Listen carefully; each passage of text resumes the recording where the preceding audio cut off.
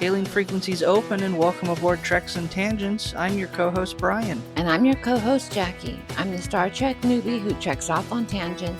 And I'm your Star Trek expert who is here to get the tangents back on track. Each episode we watch and talk about a different Star Trek episode. And this week we watched Star Trek, the original series, Season 1, Episode 17, The Squire of Gothos. Thank you all for joining us for another episode, and we'll just jump right into it this week. Oh. Just wait. We have to remind everybody that Valentine's Day is coming up. That's right. If you're listening to this live when it comes out, you've got 3 days. 3 days, 4 days. So don't forget Valentine's Day. Don't forget to get something special for your partner, your loved ones. Or for yourself. Or just go buy some candy for yourself. It's on sale at CVS. The real sale for Valentine's Day at CVS starts February 15th, the day after Valentine's Day. Oh, that is true too. Just like Halloween candy. So, yep, go get chocolate. Yum. But we'll start this episode off as we always do by revisiting last week's Turbo Lift tease. That's where we gave Jaci the title of this week's episode. And Jaci, with no other information, tried to guess or predict the plot of this week's episode. So let's revisit that. Computer, what was Jaci's prediction last week? Jaci's prediction last week was, I imagine this person to be very full of himself and is the town crier of Gothos, the rumor mill. So Jaci, how accurate do you think your prediction was? Well, it was kind of correct, but a lot of off course. So, Gothos isn't even a town. It's nothing. It's make-believe. It's an inhabitant of one. That a child made. So I don't know that he would be the rumor mill of much of anything. Of his own echo chamber. Pretty much. I'm gonna say this one doesn't hit the mark this week. Well, if it's a population of one, I won. 2 ones. Okay. Well, why don't you tell us how you really feel? What were your initial impressions of this week's episode? I really wanted to love it, but I kind of hated it because it's so degrading to my ladies and just one small peep into a world and someone completely believes that is what their life is. And I mean, to call someone a prize as a piece of, like a physical piece, not like you're a prize of a woman, you're my friend, like an actual piece of equipment. That was, nah. So on the opposite end of the spectrum, I really enjoy this episode. I find it very entertaining. I pull back the curtain a little bit. We try not to discuss the episode before we go into recording. Jaci and I talked about this episode a little bit. Yeah, you cheated. I didn't really cheat. We talked about it a little bit behind the scenes. So I knew going into this recording that this is not your favorite episode. Yeah, because you cheated. Didn't cheat. I just happen to also know more about Star Trek than you do. That's true. I really like this episode because of course, of the main character, Trelane. Yes, he was very entertaining. He is very entertaining. And watching this for the first time, again, I came into Star Trek in the Next Generation era, watched most of the Next Generation before ever revisiting the original series. So you watch this episode from that perspective, and the mannerisms of the character, as well as, of course, him having all of these fantastical powers, you can't help but think and be reminded of members of the Q continuum. This is all going to go over Jaci's head, but you have to think about the fact that this has to be a member of the Q, which we won't spoiler. He is, in fact, a member of the Q. It is retconned and added into canon later because, of course, of the filming of this episode. The Q and the Q continuum were not envisioned or invented by the writers of Star Trek. So this is one of those things that gets changed and more context added.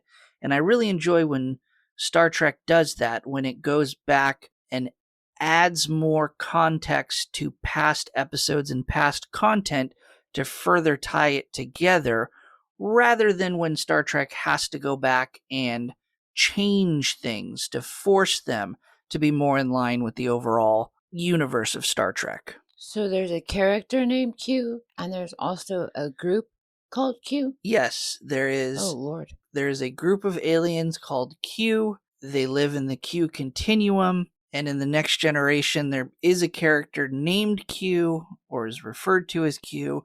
They are extremely complicated. For the purposes of this episode, it's just something that I keep in mind when I rewatch this episode, that in fact this is a member of the Q continuum.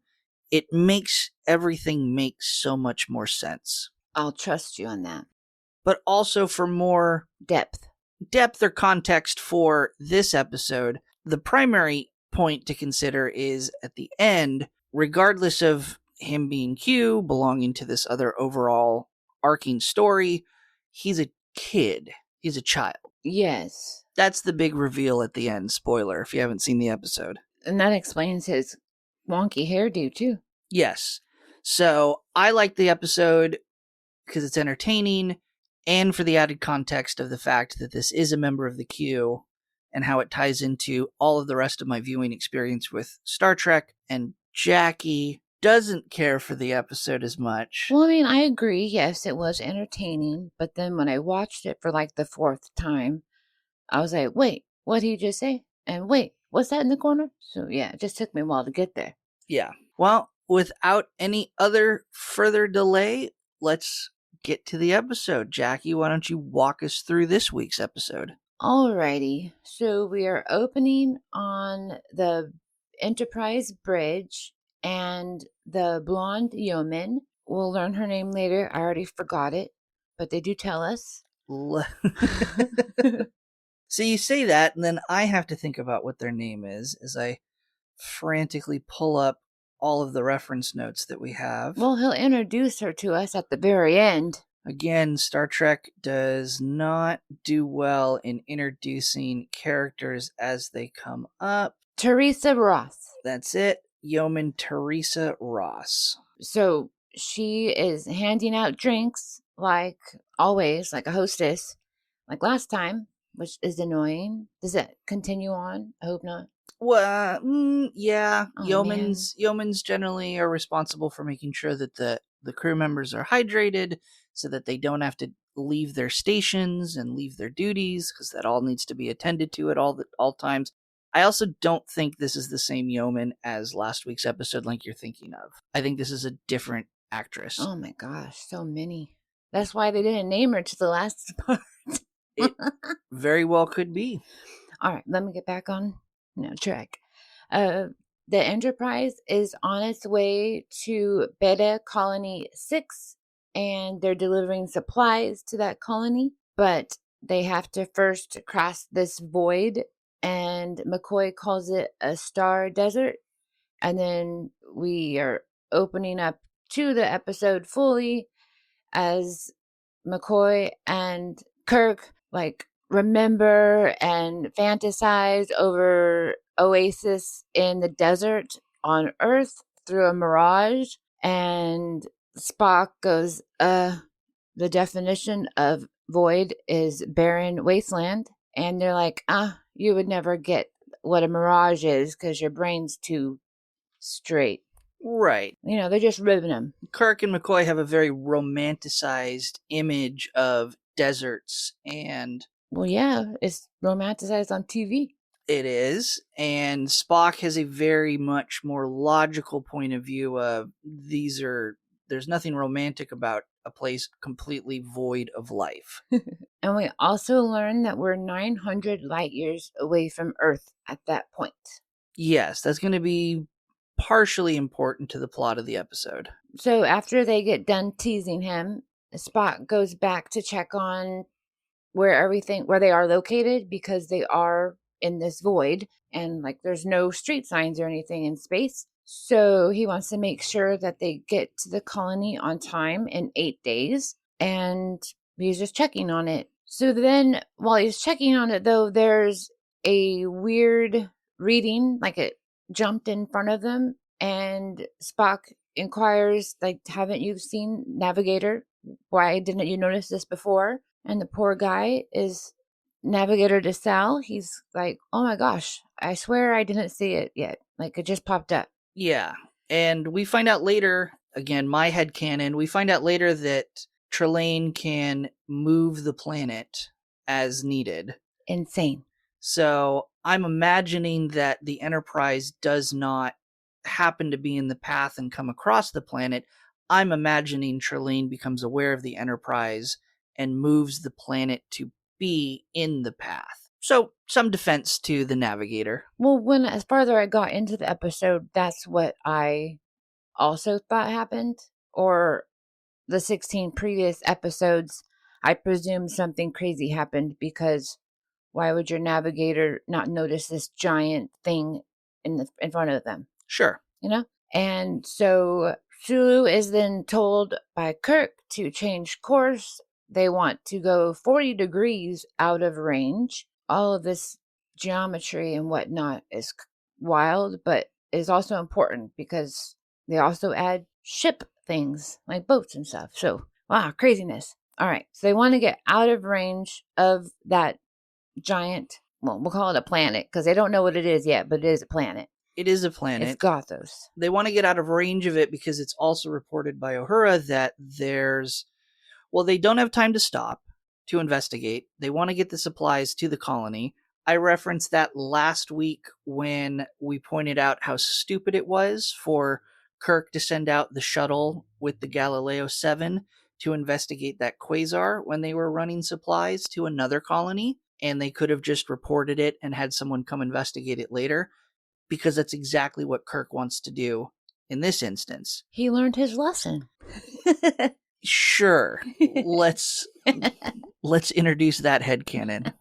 But he can't because the planet is blocking their communications. So they can't communicate out the discovery to market to have someone come back and investigate later. So they want to get out of range. So Sulu goes to input that new information in order to get away from it, and suddenly he disappears. And in a blink. Yeah, like poof. Not transported away, but just snap your fingers, he's gone. Like I Dream of Jeannie one. That's a perfect analogy. Oh, yeah. Boing. Oh, sorry. So then sound effects by Jaci. So Kirk runs over because like, whoa, where'd Sulu go? And he too, I Dream of Jeannie like disappears. Yes. Crosses his arms, squints his eyes, nods, and is gone. Exactly. And then he reappears next scene wearing the exact same outfit from I Dream of Jeannie. Oh my. No, actually the cell yells at Spock and says, they're gone. And then Spock, without even checking in, goes, emergency, reverse power. Yes, I guess to bring the ship to a stop, which is an odd command to give instead of, well, whatever. Well, it's dramatic. It's the moment leading to the opening credits. Yes. So I would think that was the thing that he could think of at the time, because it would automatically make the ship at least stop going forward and then back up in case they're going into some weird thing where everyone just keeps getting poofed. Yeah. Okay.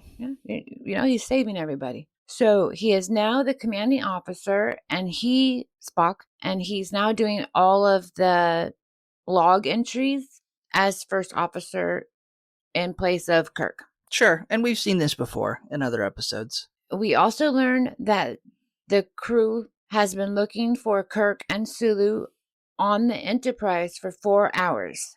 And finally, they have agreed that they're not on the ship, and the ship is now on red alert. After those 4 hours, Spock goes back to double check the sensor readings and make sure that Uhura has been trying to contact the planet all this time.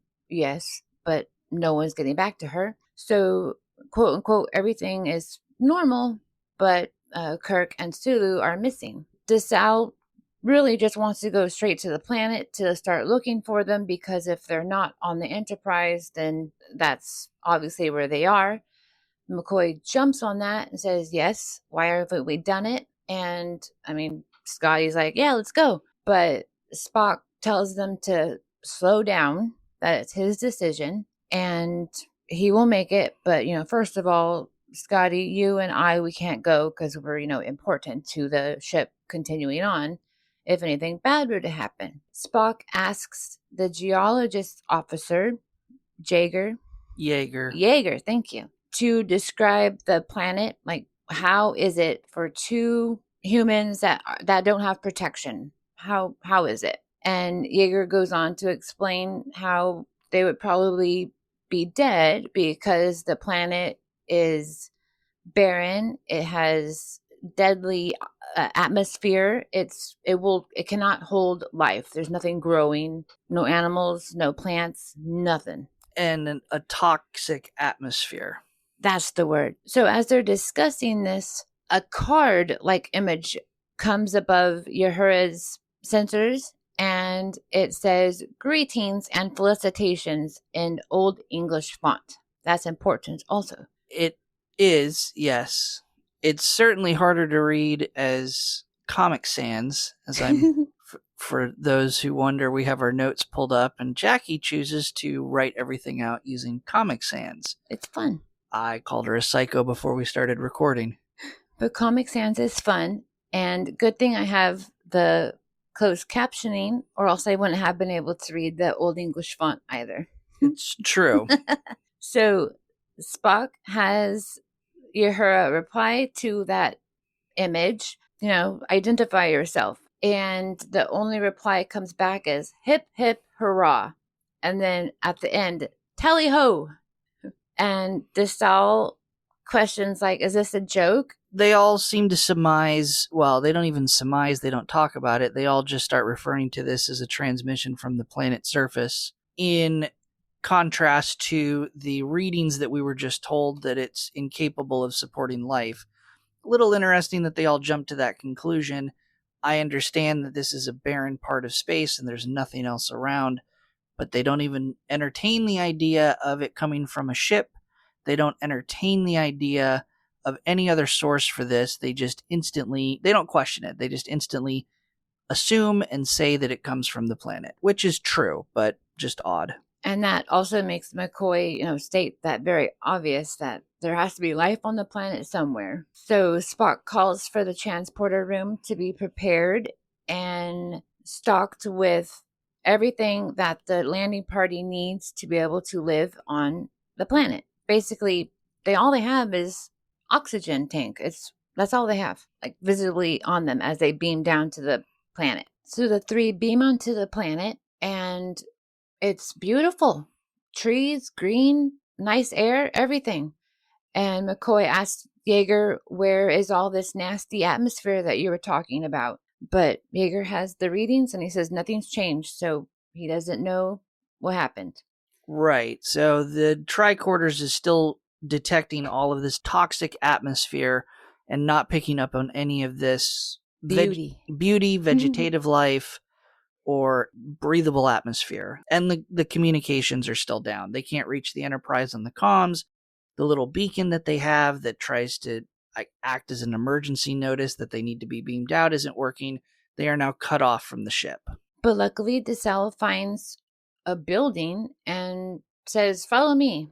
And they walk up to this stone. It's magnificent, like a castle almost. Yes, a very old Gothic-looking castle. Very much gave off the vibes of the arrival of Brad Majors and Janet Weiss to Frankenfurter's castle from Rocky Horror, except it's not raining. So you just walk into the building. No riffraff to greet them. No, but if you notice in the corner, we have the first alien we ever met, the little salt monster. Well, the big one. Yes, the salt vampire. Yes, but I only noticed that the second time I watched it. So. Yes, it stands out a little bit because everything in the castle is decorated in this Gothic earlier time period. Like medieval times. Yes, and it certainly fits the vibe because it's very much stuffed trophy is the vibe it's giving off, but it of course is not from Earth, so. And there is a funny little moment where they run into it. It is McCoy who is interacting with it, or at least seeing it. He has a reaction to it, but it's a nonverbal reaction, so it doesn't really give us the full vibe. Does McCoy recognize it? Does he have any feelings? Because again, that whole episode was centric on McCoy and his interaction with his past lover, who had been impersonated by this monster. Funny little Easter egg throwback. I think it was great that they threw that in there. The other two are walking around what looks like a giant museum, I mean, to be frank. And that would be a fair assessment because Trelane is recreating this, and I think it would be appropriate to describe his thought process in creating this environment is a museum. It is his tribute to this time period. Exactly. As if he was looking through a telescope at 900 years ago. Yes, which they blatantly call out later. And across the room, they see what looks like a waxwork of Sulu and Kirk on display. I think they recognize that it is Kirk and Sulu. The reference to the wax figure is more of just a way to describe their current state. I don't think at any point they assume that it's not Kirk and Sulu. Oh, totally agreed. No, they're just like stuck in position, posing. And then that main door slams shut, and a gentleman is beautifully dressed, playing the harpsichord, and then the two, Sulu and Kirk, pop alive. And we are introduced to Trelane. General Trelane, retired. Oh, yes, of Gothos. The Squire of Gothos. As he refers to himself in the more informal. But make sure he has the title. Again, because without jumping all the way to the end again, where it's revealed his true character, he not only wants to, but he has a feeling of superiority over the away team from the Enterprise. Oh, extremely. I mean, he even calls Earth his little hobby, like watching it and everything, because he talks about pieces of history like Napoleon and World War II and the love for uniforms. And then he even talks about his superiority again when he takes the phaser from DeSalle and is like, oh, look, this is on, this is off. Right. And so he explains his motivation to kidnapping Kirk and Sulu, getting the away team to beam down, as I've been observing your planet for a long period of time, and I happen to encounter people from this planet, so I couldn't miss the opportunity. He has these extraordinary powers. To go off on a slight tangent back to the fact that he is a member of Q, he's almost omnipotent, not quite, but almost.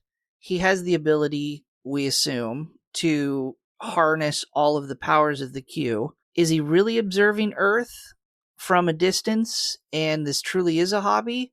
Or did he happen to just encounter a ship full of mostly humans, and he uses that as an excuse to pull them down, when in fact it's just, I happened to randomly encounter you, I digested your history and your culture, and I instantly came up with this story about observing your planet. Again, the Q continuum doesn't exist in Star Trek yet. It hasn't been invented. The purpose of the writers would have been, I've been observing Earth for this period of time, but it just makes you wonder his motivation and his true motivation and how much is retconned in future Star Trek series. So he's like an alien chat GTP? Sure, that would be a good way to describe it. Someone who has a lot of knowledge and a lot of power at his disposal. And he basically talks about being able to change that energy into matter and back again, and it's just such hard work. Right. Again, very much striking of the power at his fingertips. But as we previously mentioned, this is the part of the episode where they being the away team, come to the conclusion that if Trelane has been observing the Earth for a period of time, they are 900 light years away from Earth, which means, because light has its own time that it takes to travel, what he would be observing of Earth would be 900 years in the past, which explains the motif, and he wouldn't have any knowledge of Earth outside of this snapshot. Again, depending on how long he's been observing it, he might have been able to observe things further in the past, but certainly nothing more modern. It also partially explains why he has such a opinionated view of Earth and humans. Very warlike, very combative, very violent, very conquest driven, because that would have been Earth and humans 900 years ago. So there's that constant back and forth where they have to explain to him, we're not like that anymore. And he doesn't seem to understand, A, that they are in fact different, but B, he expresses that he doesn't understand that he is observing Earth from 900 years in the past. He doesn't seem to understand that time dilation of viewing light that has traveled 900 years. Is he faking it, or does he truly not have that knowledge? I don't know. But in this conversation, and Kirk questioning Trelane and asking questions and demanding answers about Trelane's motivation, Trelane only reveals that he wants to play host and have the crew of the Enterprise as his guests so that they can talk and converse and learn about each other. But it's very obvious that Trelane's motivation is not a two-way street of exchange of knowledge and ideas. It's merely Trelane wants to interrogate the Enterprise and get more information about Earth. Or even show off how much better he is overall. Right. In and amongst everything else in the conversation, there is definitely a motivation for Trelane to show off. So as Trelane and Kirk are having this conversation, DeSalle, who is already told by Kirk to keep his phaser on stun, we're not killing anybody, we're just communicating here. DeSalle has been making his way over to Trelane to try and stun him so that, they have more time to see what's up. But Trelane notices this, and his own version of stun freezes DeSalle and takes his phaser. And he's like, oh, look at this delightful Trelane. Trelane takes the phaser and looks it over. How do I use this? Oh, these little mechanisms. This is for kill, this is for stun. And he even blows up one of his own artifacts. He changes the phaser to kill from stun. Oh, yes. And then he uses the phaser to fire on first the stuffed mannequin trophy of the salt vampire. Oh, I didn't see that. Yeah, it was that piece. He then disintegrates a second mannequin, and it's a bird-like creature that we haven't seen up until now. I did see that one. Oh, I missed. Oh. So Kirk is super upset that just happened, that scenario. And he's like, we're done. I want to go. Yes, he confronts Trelane. He, in fact, walks up to Trelane and, without any resistance from Trelane, takes the phaser back, disarming Trelane. Trelane offers no resistance to this, kind of, again, setting up his character as, your weapon is inconsequential to me. It doesn't affect me. I don't need it to exert power over you, obviously. I found that an interesting note when I saw him disarmed. Well, humans are violent little buggers. They need to have their weapons, obviously. Yes. So, and Trelane's like, well, you don't want to get on my bad side because this is what you will experience. And poof, Kirk is now outside experiencing the actual atmosphere that Yeager was describing originally. Yes, a barren planet with smoke, toxic smoke, coughing, not able to survive long. And back inside he comes. They're like, you want to play nice now? Yes, Trelane saying, without my powers and without my intervention of creating this little bubble, Oasis, you would be dead. And then we have a commercial break. Yes.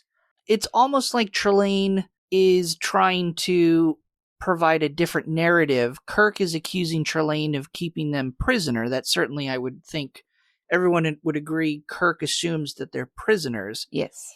And it's almost like Trelane's choosing of his words of, without my help, without my intervention, without my powers to create this bubble, you'd be dead, as a way to justify the kidnapping of the crew by saying, you guys aren't prisoners, I'm helping you. But I took you first. I did put you in this situation. You wouldn't need my help if it wasn't for me. But I don't know. It's kind of a way into seeing Trelane's thought process of, I don't think he's trying to convince Kirk as a lie. I think Trelane really does in his mind think, I'm the only thing keeping you guys alive. I'm helping you. I think that truly is what he believes himself. Because again, he's a kid. I didn't know that yet. No, but I'm looking at it from hindsight all the way through the episode. Well, it's very real as I'm watching it. Right. When we come back from the break, we then hear more from Spock saying that the Enterprise has orbited the planet of Gothos 14 times, and they still haven't been able to get a hold of anybody. The landing party, Kirk, Sulu, no communication is able to be sent or received, but because they've been able to divert impulse power to the sensors, which I don't understand really. They're transferring battery energy from one system to another. They're putting more power into the sensors to give them more energy to perform. Okay, impulse equals battery. Impulse is a system for the engines. Okay. So there's many different types of engine systems. There's impulse, there's manual navigation jets if a ship were to land on the surface, if they could land on the surface. There's warp drive. Impulse power is basically Like another backup. it's another speed, it's another operation of the engines. They're not currently using their impulse engines very much because they're just maintaining orbit around the planet. So they're able to take energy from that system and put it into the sensors. Okay. This has been Starfleet Engineering 101 by Brian. So because they did that, they were able to detect on the planet a small area that is stable. It doesn't change at all. It's just there. Yes, stable in the sense that the atmosphere to the planet is not only toxic, but turbulent. There's lots of storms, so wind, pressure. So a stable condition, kind of like a little pocket or an eye of the storm. But Spock still tells Scotty to keep fine-tuning so that if life is found, they can beam them up immediately. Yep. So we pop back onto the planet, and Trelane is still yapping. He is enjoying his many flags and banners from the not so many battles he knows about, but he's proud of them, and the medals, of course, that he wears on his jacket. And he's playing the harpsichord again. Yes, he Loves that harpsichord. He loves the harpsichord. We'll talk about the harpsichord in a bit. He's showing off his decorations. He's showing off all of his items in this museum of his. Again, he's allowing his desire to be show-offish and brag because he wants to make himself seem important. Again, his ego is causing him to show off and brag in front of the crew members of the Enterprise. He's trying to make himself feel important. But that you would seem would turn people away, that they don't want to have a conversation with you if you're just going to brag about things. Sure, but he's also a kid, so imagine a small child who has memorized every fact about Pokemon. And all he wants to do is converse about Pokemon, and he wants to show off his knowledge about Pokemon, but his only audience are adults who don't give a damn about Pokemon. That's Trelane at this moment, talking about Earth history from 900 years ago. And oftentimes, his knowledge isn't correct. But he can keep talking because that gives McCoy time to scan him to see if he's dead or alive, and he doesn't exist. Yeah, no readings whatsoever. Echoing, again, past scans of the surrounding area, the castle, the room. Even Kirk and Sulu, when they were frozen, when they were first found by McCoy, they didn't have any readings either. And Yeager also mentions that there's a fire, but it's not hot. Fire in a fireplace. Oh, yes, I missed that. Yes, the room does not spontaneously catch fire. It is a fire in a traditional fireplace. But right, it looks correct, but it's giving off zero heat. So Kirk puts all of that together, the time period being off, the lack of heat from the fireplace. So while Trelane must be knowledgeable, there also has to be something that Well, Kirk brings all of those facts together. The no heat in the fireplace, him not having a scan. Trelane obviously knows a lot, but he's missing something. Yes, he's missing the things that he wouldn't be able to observe through a telescope looking at Earth. He knows what a fire looks like, but he doesn't know that it produces heat. He knows what humans look like, but he doesn't know what their vital stats would be. He doesn't know that humans would have to project a heartbeat. So Kirk tries to, talk to him some more and say, well, we need to go. I mean, we could talk later, but I have 400 men and women that are waiting for me. And then Trelane's like, you have women on board? You got girls? And he's like, well, we'll just bring them down here. They can play with us. Yeah, we'll get the party going down here. And then Kirk says, no, we're not doing that. And just as he's talking, they're interrupted by the transport signal from Enterprise. And it's also Spock. And he's like, yes, thanks, Spock. And then Trelane, who's Spock? Like, invite him over. But then they're immediately beamed back onto the Enterprise. Right. I have in my notes here is a moment as Kirk tells Trelane no, and Trelane gets angry with Kirk. It almost is like, for half a moment, it seems like the accent slips from Trelane, and I don't know if that was intentional or if I was reading too much into it, but it would be interesting if it was intentional and he has an accent and the accent slips or is dropped when he gets angry.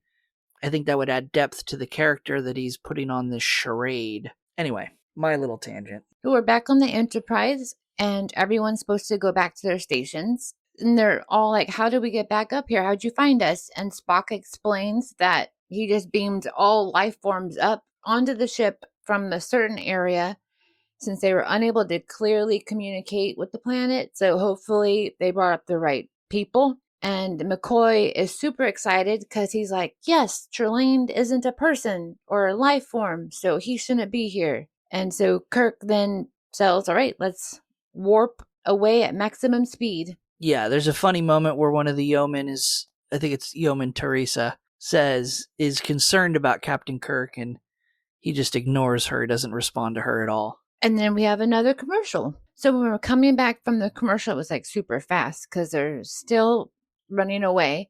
And Kirk has Scotty get the engine ready so they can get 100 million miles away from Trelane. Yes. A madman. And they're like, who's a madman? And then Uhura asks McCoy what happened on the planet. And he tries to start saying a mutant, but he's like, never mind. And so Uhura doesn't know. And then as they're discussing and trying to get away, Trelane appears on the bridge. Yep. I thought he wasn't a life form. No, but he has powers. So he has the ability to put himself wherever he wants. Yeah, I think they figured that out because he is again in all the same clothing. He just appears on the ship and he is incredulous, wanting to know who Spock is. Right. He points out to Captain Kirk that he's not mad at Kirk or the away team for leaving. His anger is purely focused on Spock for taking the away team away from him. And Spock introduces himself. And of course, Trelane, not knowing what Spock is, he's like, doesn't look to be all human. And then Spock goes on about his lineage. his family history of being half Vulcan, half human. And that he is very proud of his Vulcan side. And they're not predatory, but exceptions can be made. Yes. Because of this standing up for himself, Trelane assumes that Kirk will punish Spock for standing up. And Kirk says, no, I would rather commend his actions because, you're being wrong. And then Trelane waves his hand like a magic wand and they're back at his house on the planet. Yes, Trelane gets what he wants. He puts the away team, Spock, and now Yeoman and Uhura as well, because he's seen them on the bridge. He pretty much pulls the whole bridge crew down to the planet. To have a feast. Yes. Also, I noted in this moment, because it is a hard cut. There is no special effects. There is no sound effect. It's the genie effect. It is just a camera angle change to show that they are now back down on the planet in his museum, and we now have a table setting for a feast, as mentioned, but no one seems surprised. None of the actors in between those two shots show any shock whatsoever. They don't react to the change, because they had to have seen the exact same thing we saw as the viewers. They blinked, and now they're completely in a new spot. Maybe not as unsettling for Sulu and Kirk, who have already gone through this, but for everyone else, especially maybe Uhura and the yeoman, this might be a shock that they should react to, but we get nothing. Maybe that's part of the genie effect. They have like a calming benzo dose. Okay. New theories here on our podcast. So they're at their feast, and again, Decel tries to run at Trelane while he's talking. And again, he's frozen in time. And Trelane's like, "Aw, there's that primitive without emotion." Yes. Again, Decel is very much feeding into Trelane's stereotypical description of humans as being aggressive and motivated by that aggressive emotion. So he pushes them to sit down, eat, and drink. And as he's telling them to eat and drink, the men follow suit. But then he notices Yeoman and Yahara and gets mad at Kirk for not introducing them. Right. And again, when Trelane is telling everyone to sit down and eat and enjoy the food, and even when he pivots to talking to Kirk about not introducing him to the women, this all very much comes across as Trelane is playing make-believe. And he doesn't really force them to sit down. He just kind of tells them to do it, and he expects them to do it. Again, this is a child talking to his toys. There is no expectation that the toys will not do what he says. So Kirk introduces the yeoman, Teresa Ross, and then he introduces Yahara with all of her titles, emphasizing that she's a decorated crew member. And Trelane simply minimizes her to a prize, pointing out her beautiful skin color and eyes like Cleopatra. Yes, specifically referring to her as a Nubian prize. Spock stands and is again introduced, and Trelane makes it known that he didn't have to bring Spock. Spock understands and continues on with his objection to even being there, and that he has to deal with this craziness. And Trelane says it's okay, that human side of you is just your only saving grace, and calls him ill-mannered. Then Trelane goes back to Yeoman Ross and is like, "We're gonna dance." So he has Yahura sit at the harpsichord, and when she says, "I can't play this," he magically makes it that she can, and she starts playing a beautiful song. Right. And we'll take a second to talk about this because it's an interesting thought. He provides, so what is Trelane actually do? Does he give the knowledge to Uhura to play the harpsichord, and Uhura starts to play the harpsichord? Because throughout this entire encounter and the rest of the scene, Uhura is going along with everything, and she's playing the harpsichord. She's smiling. She's obviously enjoying the experience. So what is it? Is Uhura choosing to act that way and play the harpsichord using this power that he's given? Or is Trelane forcing Uhura to do this? I tend to believe that despite how that makes Uhura look, she is enjoying this new knowledge, and she is playing the harpsichord and choosing to do it on her own. Because there's no other examples in this episode where Trelane has the ability to mind control people into doing things that they don't particularly want to do. So this has to be a decision that Uhura is making to play the harpsichord and to kind of lean into this fantasy a little bit in marvel of the idea that she now has this new knowledge of a new musical instrument as a musician, as we've seen her in the past. And I was just going to say, as a musician myself, I would be kind of grateful to be able to know how to play an instrument that I didn't know how. Yeah, but it does give a little bit of a negative tint to her character because he throughout the rest of the scene, he makes the yeoman change out of her uniform into a gown, basically turning her into a doll that he's dressing up. There's other things in the scene that maybe should have called Uhura's attention away from her newfound talents and her new glory, but again, she's just so focused and ignoring everything else. I view it as a character flaw for Uhura. Not bad, just an interesting point to her character. And also make note that Trelane and Teresa are dancing in between the harpsichord and a mirror on the wall. Yes, a lot of the action that takes place in the episode takes place in this small area up to this point. The harpsichord is by the mirror. That's where Trelane first appeared to the crew.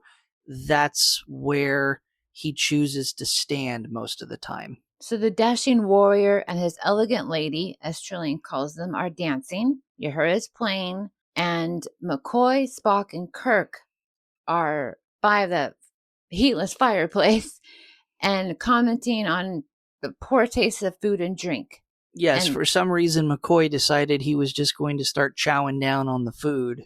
Well, he wanted to drink the brandy, obviously. Pretty much. Yeah. But Spock's like, well, that makes complete sense. He can obviously recreate everything, but he is not knowledgeable of the depth. He can create the surface, but knows nothing about taste, temperature, texture. Again, things that he wouldn't be able to learn by looking through a telescope at Earth. He would simply know what the food and the brandy would look like. And then they notice that he's never moving away from the mirror. Is it because he likes to see his own reflection, his ego, or something else? As Spock suggests, it could be the source of all of his powers. It could be not a mirror. It could be a machine that's allowing him to do all these fantastical things. And he'd need to be near it so that everything could be controlled properly. And Kirk then interrupts the dancing because he wants to prove if that's actually what's happening, this machine. And he calls out to Trelane, pulling Yeoman Ross from him, acting all jealous. What are you wearing? Don't take gifts from this man. You're mine, blah, blah, blah. And so Trelane's like, oh, see, I told you. You're claiming women as you go. You're jealous. I was right all along. Yep. And Trelane is not angry at Kirk's outburst at all. He's happy. He's happy. He's amused. He's enjoying getting to observe this. And then Kirk punches him because, they're fighting over Teresa. And so this is when Trelane's like, yes, well, let's play some more. And let's play some games. And then they end up doing the craziest one yet, the duel. Yeah. Hamilton, hello. Yeah, Trelane views Kirk's punch to his face as a duel. Again, his knowledge of humans taking place 900 years in the past. That's what he would expect when one man punches or slaps another man. It's a challenge to a duel, which Kirk leans into. So Trelane happens to have a replica of the exact pistols used at the Hamilton duel where Hamilton was killed. And he's like, here you go, choose your gun, and I'll have mine. And they're opposite of each other in this museum. But Trelane says, I get to go first. He does. At this point, watching Kirk take his position, everyone's set up for this duel. Was it obvious to you, Jaci, that he planned to shoot the mirror? Yes, I that's what I was assuming, that we were going to shoot the mirror or at least break it somehow to see if that machine was back there, a la Wizard of Oz. Yeah.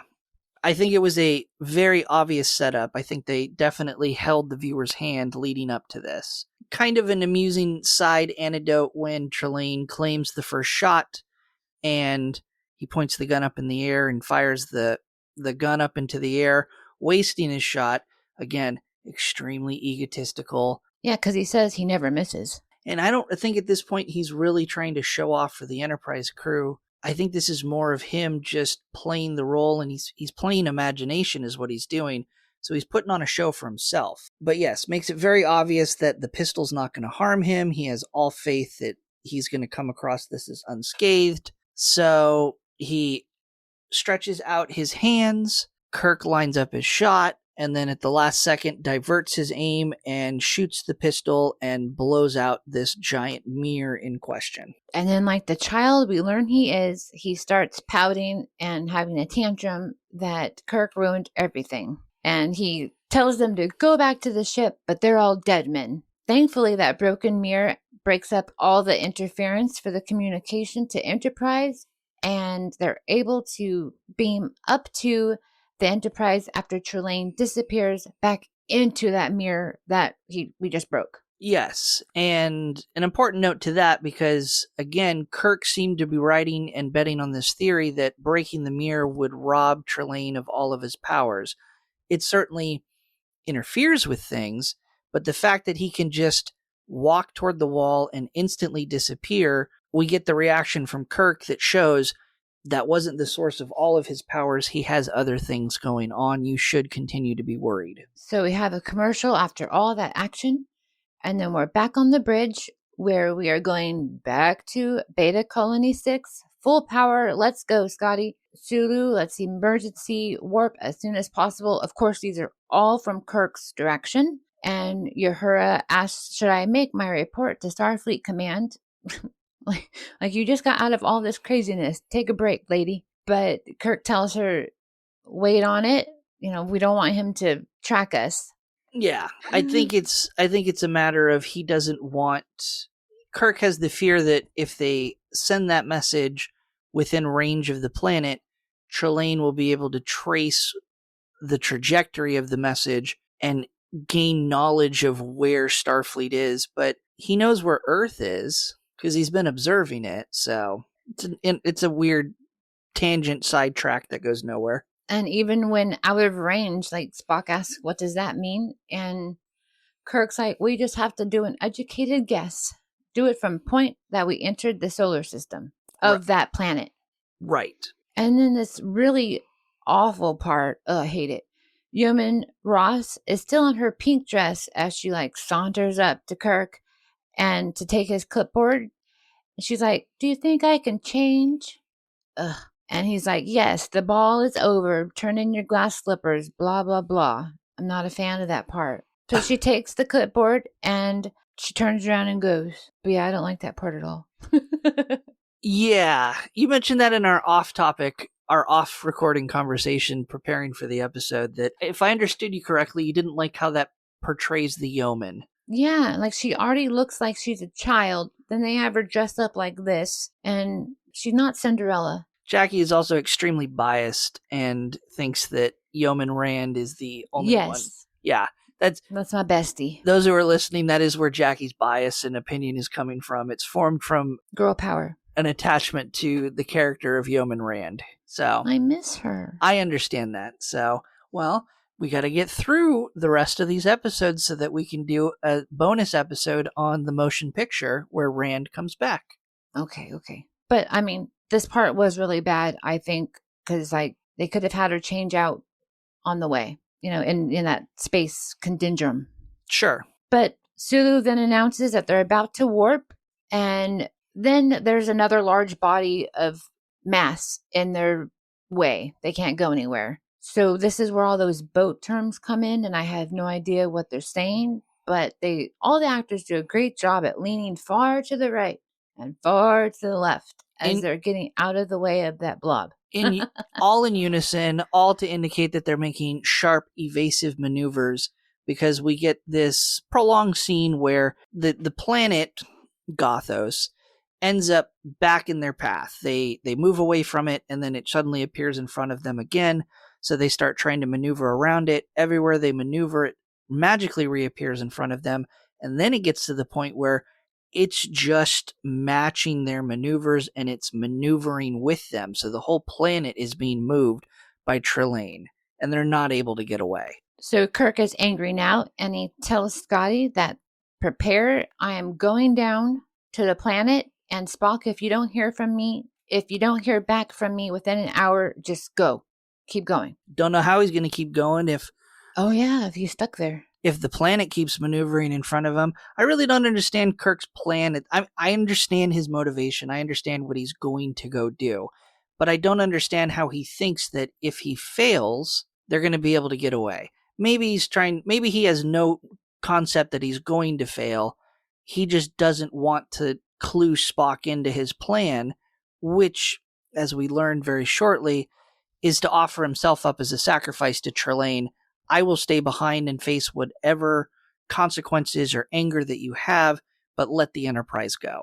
So maybe that's it. Maybe Kirk just thinks he is going to succeed, because I guess there's no other alternative. So then we are back on Gothos, and court is in session, literally. Everything is dark, and the way they have the direction of the camera, Trelane is on the super, super, super tall judge's bench, and Kirk is in this tiny, tiny little defendant's booth. Yes, I really liked this choice in camera angles and how this scene is set up, because it puts us as the viewer in a position where it puts us as the viewer in Kirk's perspective, which is being manipulated by Trelane in this scene.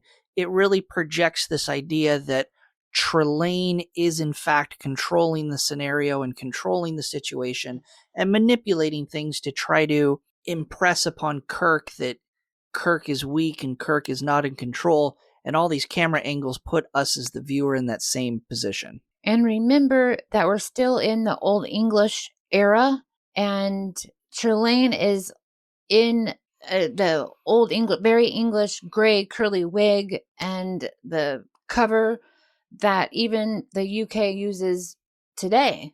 But with the curly wig and everything.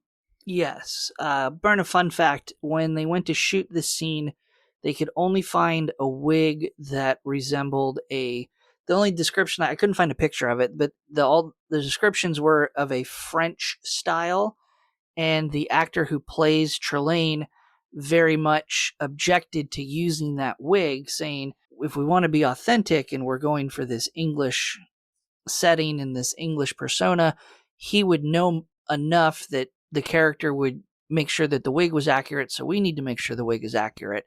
Kirk hated that idea. Kirk didn't want to face the delay to go out and get this wig. But in the end, producers and the director sided with the actor who played Trelane, and there was a little bit of a delay as they went out and sourced this other wig. I think it was for the best.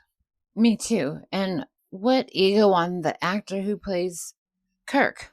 What's his face? What ego on William Shatner? William Shatner having an ego? Never. Well, back then, I mean, now I know he just eats, breathes, and, his ego, but that's okay. Oh, he had an ego back then, too. That's well documented.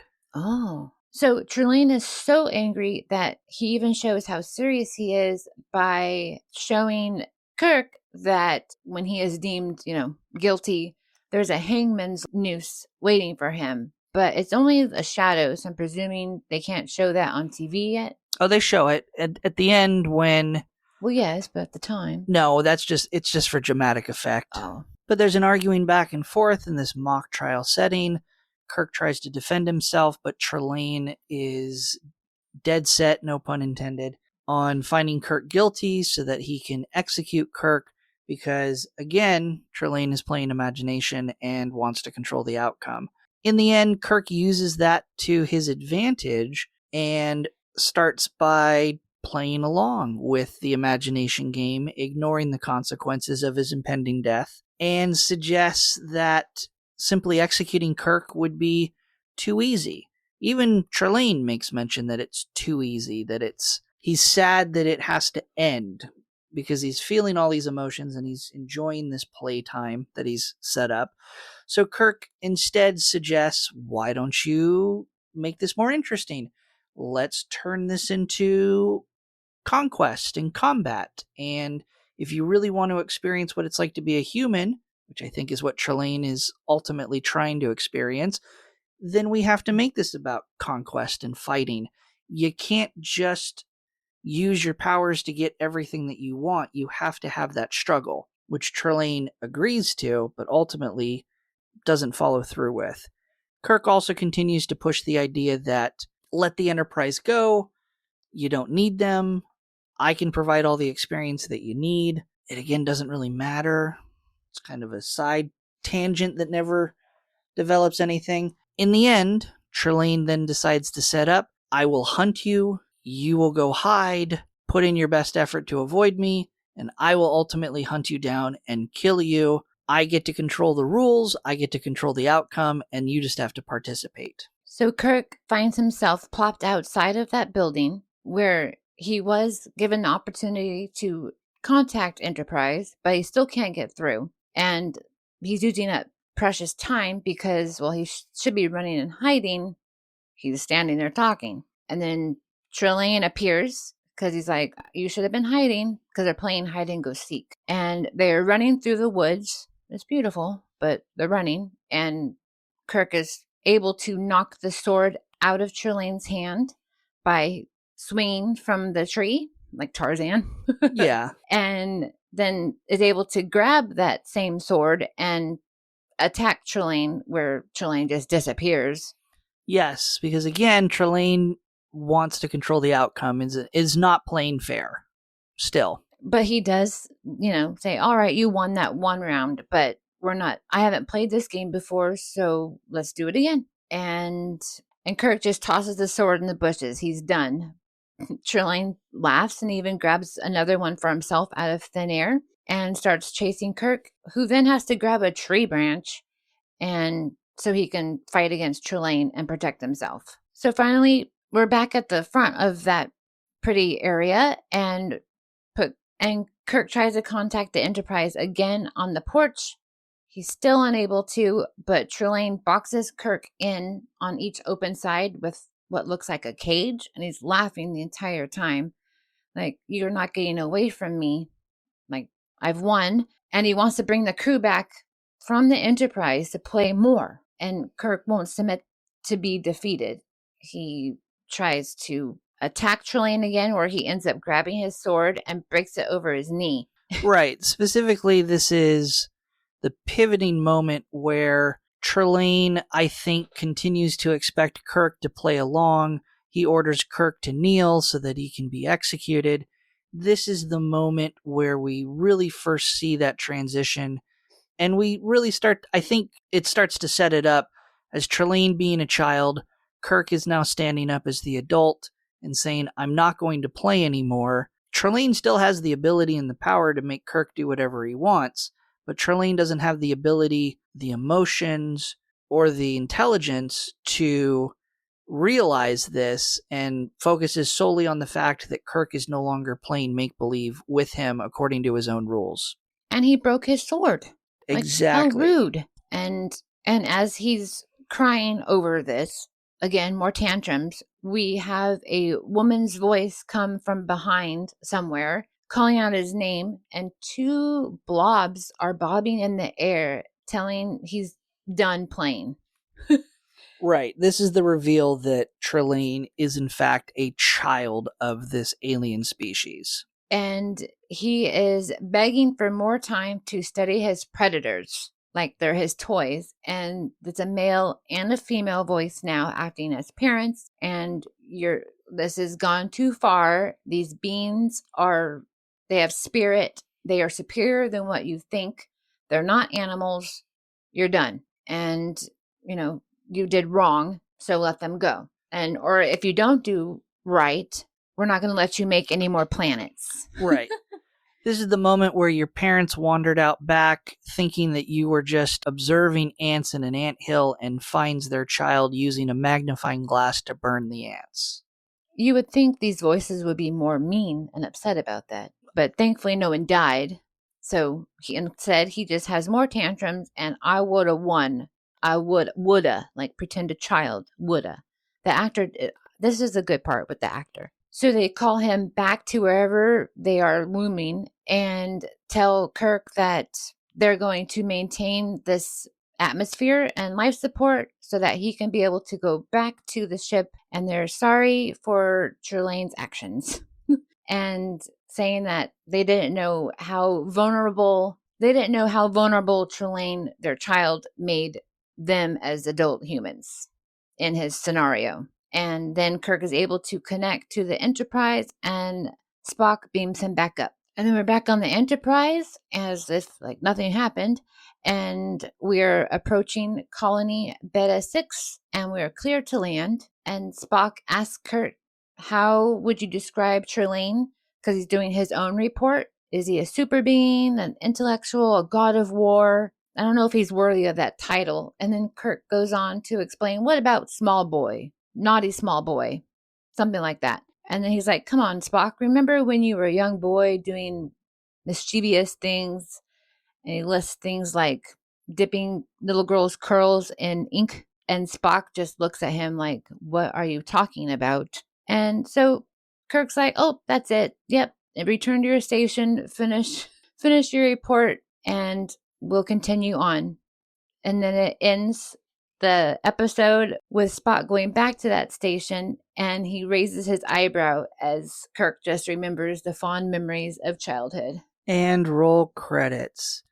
So, Jackie, what did you think about Season 1, Episode 17, The Squire of Gothos? It was very entertaining to watch, as you mentioned, but I do have my own reservations. All right. And again, as my final thoughts, I still enjoyed the episode quite a bit.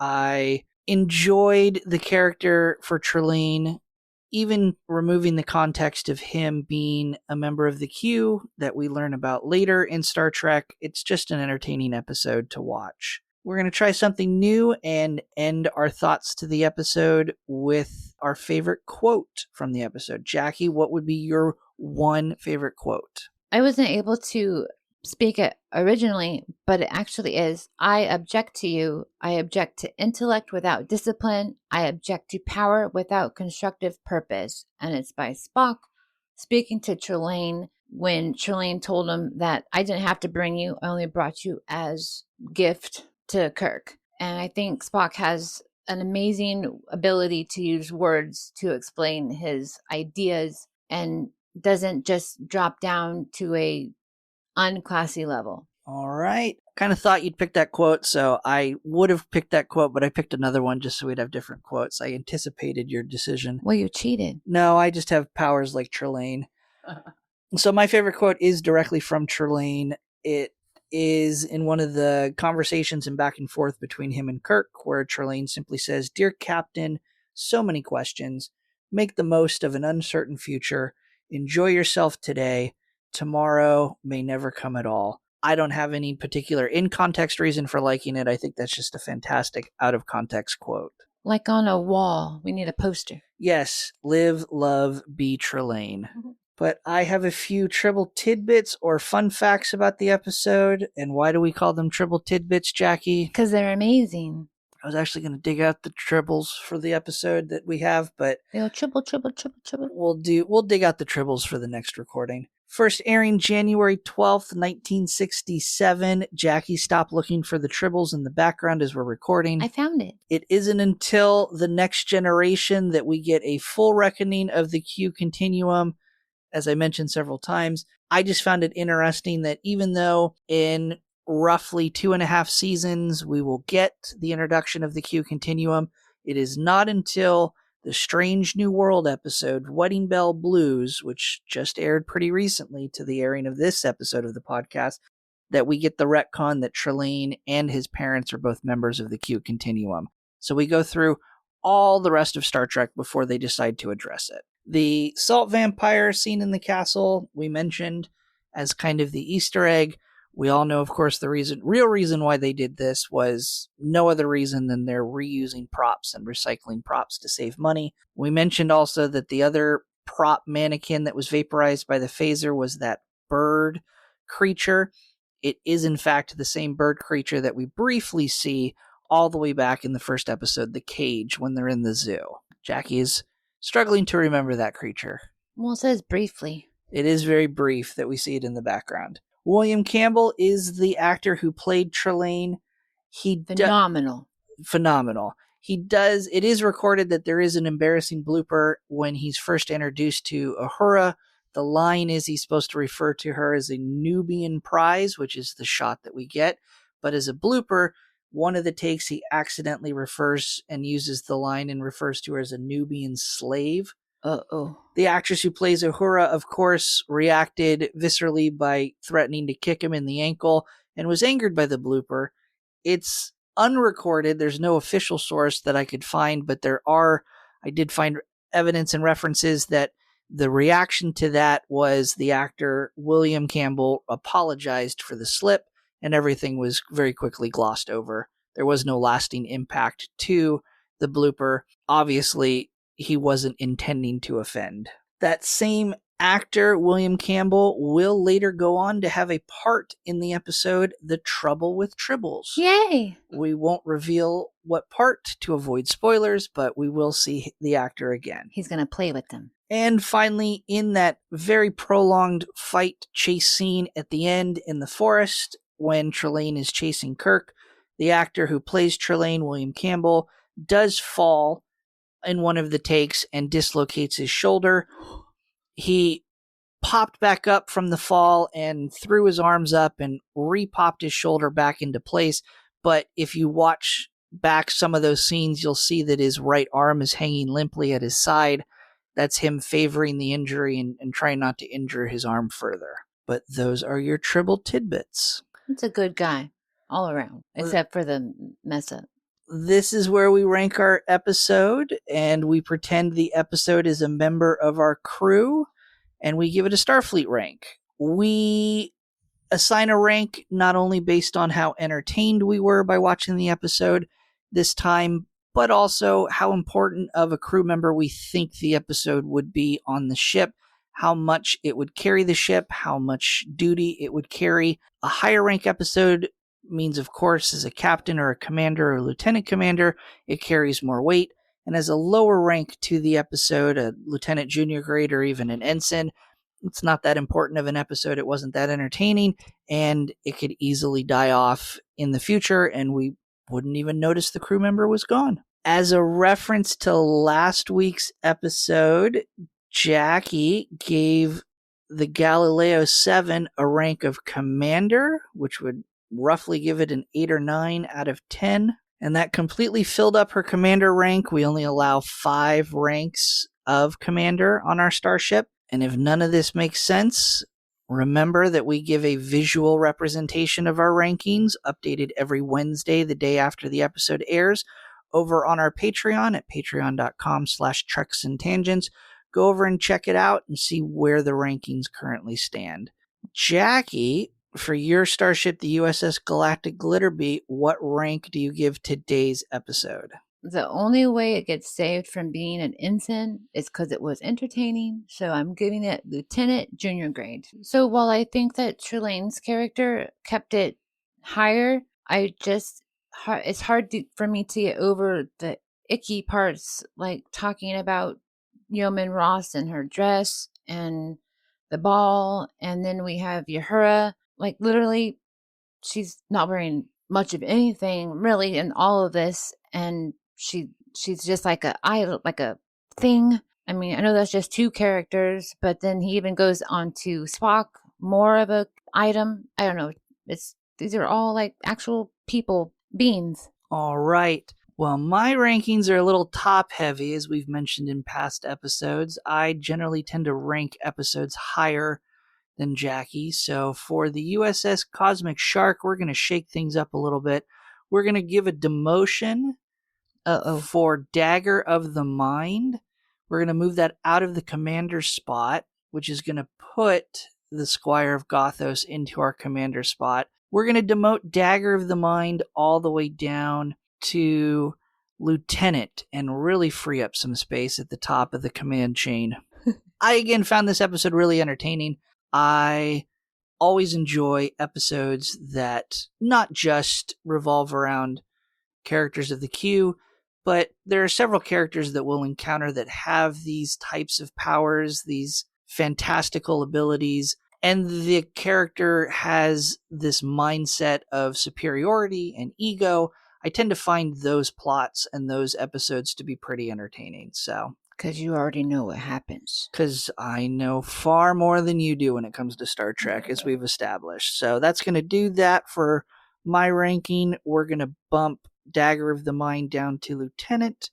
We're going to put the Squire of Gothos in as commander. For reference on IMDb, as of this recording, this episode holds a rank of 7.2 out of 10. Again, as a reminder, you can find a visual representation of our rankings over on our Patreon at patreon.com/treksandtangents. We'll post this update the Wednesday, the day after this episode goes live. And we'll go out on this episode by giving our turbolift tease or elevator pitch to next week's episode. This is where I'll give Jaci the name of next week's episode, and Jaci, without any other information, will try to guess the plot to that episode. Jaci, next week's episode is entitled Arena. For Arena, I think Kirk will meet someone that he has to have a bet with. And if he doesn't win this bet, someone else that he has to choose from his crew has to be a stand-in for him and do an event. And tune in next week to see how accurate Jaci's prediction is. Wrapping up this week, if you want more show information, you can find and directly support our podcast on Patreon at patreon.com/treksandtangents. We post again for everyone to view our graphical update rankings to the episode. For our crew members who support us over on Patreon, we also have a monthly bonus episode called Animated Detours, where we dive into the animated series of Star Trek. It's a lot more goofy. It's a lot more tangents compared to these episodes. A lot more fun. So hopefully you plan to check that out. We also post on there currently and host all of the test episodes that we recorded and messed up on to prepare for our podcast. There's about 15 or 16 of them over there. Still fully fledged podcast episodes on Fringe and SG1, just not quite as structured, not quite as polished as these episodes. Not that I would call these episodes polished in any way. You can also follow us on x.com at treks_tangents. We're also on Instagram and Blue Sky at Treks and Tangents. Jaci, where can people find you and what are you up to? I am mainly floating around on Instagram as Jaboom, JIBBOOM. I should make a song where I talk about everyday living with a disability. I have CRPS along with other things, training a service dog, fashion while in a weight loss journey, while being mid-sized and proud of it, my music, as well as also having a shop on Whatnot called Glitter Bow Boutique, where my treasures can be your treasures because I don't want to just throw them out. So I will see you there. And you can watch me stream a variety of video games over at twitch.tv/PiratePoundtown. No set schedule, just follow over there and you'll get notifications when I go live. It's usually in the evenings, sometimes on the weekends. You can also on YouTube see me post a variety of video game content over on my main channel at Pirate Pound Town. Also on YouTube under Pirate Treasure Hunting, I post coin collecting videos and other random hobby content. I post socially on Blue Sky at Pirate Pound Town, and I can also be found on Instagram under Pineapple Cannibal because I'm proudly banned from Instagram as Pirate. Links to all social media mentioned can be found in the episode description. Thank you everyone for tuning into this episode. We hope you had fun like we did, and we will see you all next week. The ball is never over. Keep your glass slippers on. End transmission.